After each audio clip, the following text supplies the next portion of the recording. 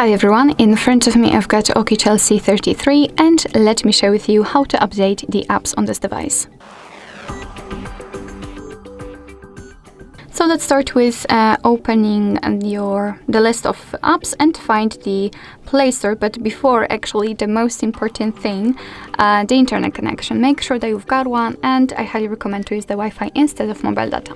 So let's enter the Play Store, and if you've got your Google account currently added to the device, you will be able to follow all of these steps. If not, you really have to either log in or sign in, so create new account, because without it you will not be able to use the Google Play Store. So after that, what is more, we've got also the video of how to add the account to the device, so I highly recommend to check it. After entering the Play Store, we have to tap on the circle, which is your account, and then tap on Manage Apps and Device. Now let's tap on Manage, and let's try again. As you can see, we've got the list of all installed apps, and next to it we've got updates available.